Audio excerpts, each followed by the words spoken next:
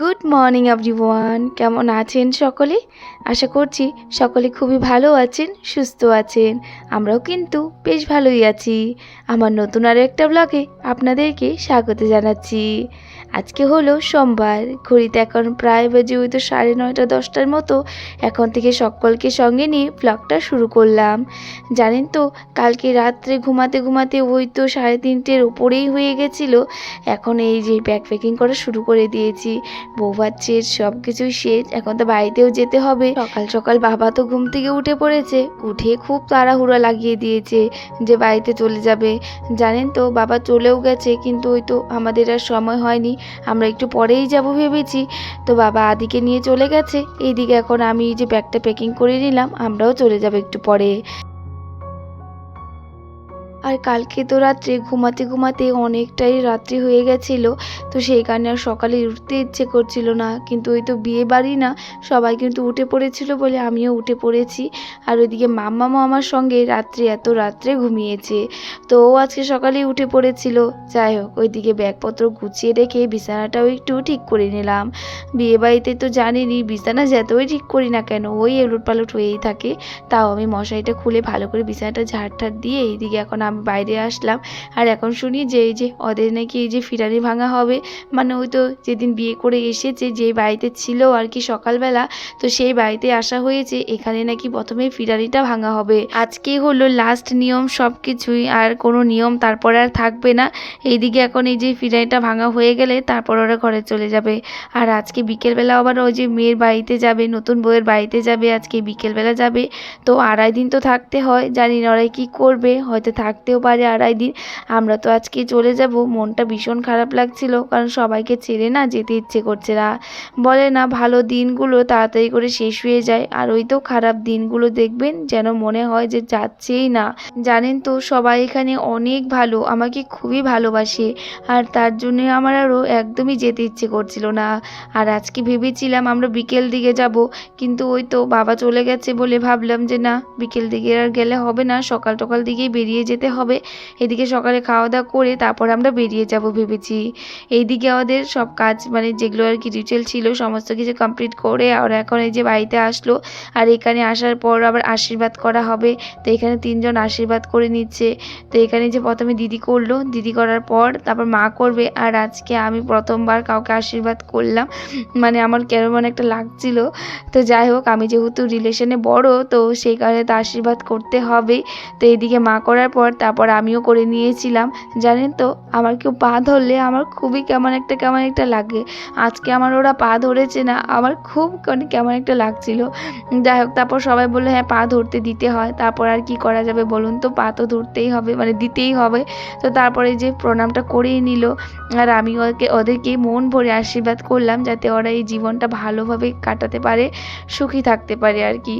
তো এইদিকে আমাদের যাওয়ার সময়টা হয়ে গেল, এদিকে সকালে খাওয়া দাওয়া করে নিয়েছি, আর এইদিকে এখন এই যে দিদি দই বেড়ে দিচ্ছে, মাসি ওইদিকে দই খাচ্ছে, ওটা হলো আমার বড় মাসি। এটা এই যে দিদি আর মাসি মিলে দই বাড়ছে, দইটা এতটা ভালো ছিল, দইটা খেয়ে আর একদমই দেরি না করে আমরা বেরিয়ে পড়েছি। মনটা ভীষণই খারাপ লাগছিল সত্যি কথা বলতে, আর আমার এই জায়গাটা এতটা ভালো লেগেছে কি বলবো। বিয়ের পর 3বার আসলাম, 3বার যেন আর আসার পর আর যেতে ইচ্ছে করতো না।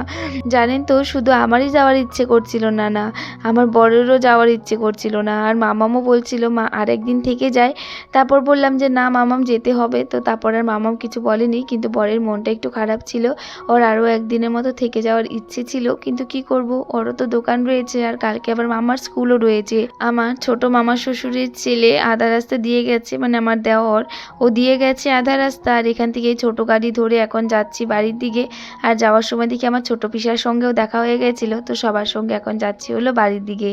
আর জানেন তো, আমি বাসে একদমই বসতে পারি না, তো সেই কারণে ছোটো গাড়ি ধরেই এখন যাচ্ছি। আমরা গাড়ি থেকে নেমে এখন সবজির ঘরে যাচ্ছি, এখান থেকে দুপুরে ভাত খেয়ে তারপর ঘরে যাব। এখন গিয়ে রান্না বান্না করতে একটু দেরি হয়ে যাবে সেই কারণে। আর বাবা তো সকালে চলে এসেছে, তো বাবা এখানেই রয়েছে। এখন চলো যাই, বেশ তাড়াতাড়ি পৌঁছে গেছি। তো দিদি ঘরে চলে এসেছি, আর এসেই আর একদমই দেরি না করে এদিকে মামাকে খাওয়ানো স্টার্ট করে দিয়েছি। আমরা আসার আগেই দিদি রান্না হয়ে গেছিলো, তো সেই কারণে ভাবলাম যে খাওয়া দাওয়া তাড়াতাড়ি করে সেরে নিই। ওইদিকে আবার বাড়ি থেকে অনেক কাজও রয়েছে, যেহেতু আমরা দুপুর দিকে এসেছি, তো সেই কারণে দিদি বলেছিল যে এখানে খেয়ে তারপর বাড়িতে যাবে।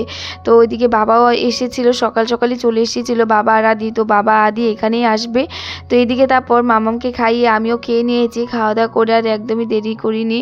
এইদিকে মামাম, আমি আর ওর বাবা বেরিয়ে পড়লাম, বাবাও চলে গেছে। আর অনেক দিন থেকে দিদির এই ছাদ বাগান থেকে একটা গাছ নেওয়ার ইচ্ছে ছিল। এই তো নাগচম্পা একটা গাছ নিয়েছি, মানে দিদি একটা ডাল ভেঙে গেছিলো, সেই ডালটা আবার আলাদা একটা টবে লাগিয়েছিল, সেই গাছটা আবার হয়ে গেছে। তো সেই গাছটা আমি নিয়ে আসলাম, আর একটা দিদি খুব সুন্দর একটা টবও দিয়ে দিয়েছে আমাকে। তো গাছটা আজকে আর লাগানোর একদমই সময় হয়নি, কালকে লাগাবো।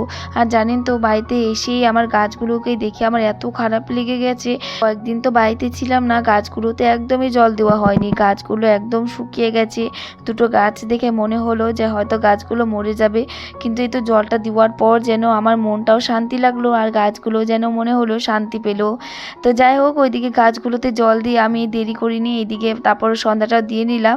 বেশ অনেকটাই সন্ধ্যা হয়ে গেছিলো, আর এসেছি তো বেশ অনেকক্ষণ আগে, যে কালকে তো ভিডিও এডিট করিনি, তো সেই কারণে এখন এডিট করে আপলোডে দিয়ে এইদিকে এখন সন্ধ্যাটা দিয়ে নিলাম। আর এদিকে মামার মাম্মামও চলে এসেছে সন্ধ্যা দেওয়ার জন্য। রোজ দিন তো মার সঙ্গেই থাকে, আজকে আমার সঙ্গে এই যে দুষ্টামি করছে, দেখুন কি করছে। ঠাকুরকে এদিকে খেতাটা দিয়ে দিল, আর এদিকে এখন ওর কাজ করছে। এদিকে এখন তিলক গুলে নেবে, এখন এই যে তিলক ও দিবে, আমাকেও দিয়ে দেবে। তো এইদিকে সন্ধ্যাটা দিয়ে আমি দেরি না করে এদিকে রান্নাঘরের দিকে চলে আসলাম। রান্নাঘরে জল আনলাম, আর এদিকে সকালে যে দুধটা দিয়ে গেছিলো, সেই দুধটা আবার আমার দিদির ঘরে রাখা ছিল, সেখান থেকে এনে এইদিকে এখন দুধটা জাল দিয়ে রাখলাম। আর এইদিকে এখন বাবার জন্য চা বসিয়ে দেবো। আর মামামকে ভেবেছি আজকে আর দুধ চুধ খাওয়াবো না, কারণ খুব দুষ্টামি করে, ও দুধ খেতেই চায় না। আজকে আমার জোরাজোরি করার একদমই ইচ্ছে করছিল না, তো সেই কারণে ভাবলাম যে মামাকে বিস্কিট খাইয়ে দিব, আর আমি একটু মুড়ি খাবো ভেবেছি, তো সেই কারণে ভাবলাম যে একটু মুড়ি খাইয়ে দিই ওকে। তো এদিকে বাবার জন্য একটু চা বসিয়েছি। তো ভেবেছিলাম আমি আর চা খাবো না, কিন্তু চা এখন এত বেশি হয়ে গেছে দেখি, তো আমাকেও খেতে হলো। তো এদিকে চা খাচ্ছিলাম, আর তখনই দেখি বাইরের দিকে খুব জোরদার হাওয়া চলছে। হাওয়া চলতে চলতে দেখি বেশ অনেকটা জোরে বৃষ্টিও পড়া শুরু হয়ে গেছে। জানেন তো, ওই বৃষ্টিটা দেখে আজকে আমার একটা কথা মনে পড়লো। বৃষ্টিকে বলছিলাম যে তুমি আজকে কেন নামলে বৃষ্টি, তুমি তো দুদিন আগেও নামতে পারতে, সে আমার গাছগুলোতে একটু জল পেয়ে যেত, গাছগুলো তেমন একটা খারাপ হয়ে যেত না, সেটাই আর কি মনে পড়ছিল। যাই হোক, এইদিকে ঘরের টুকিটাকি কাজ করে নিলাম, সব কিছু গোছাগাছি করলাম। আর এদিকে দিদিরা তো হায়দ্রাবাদ গিয়েছিল, তো এখান থেকে দেখুন আমাদের জন্য খুব সুন্দর একটা গিফট নিয়ে এসেছে, যেটা মামাম তো এখন একদমই সরাতে দিচ্ছে না, ওর কাছেই রাখছে।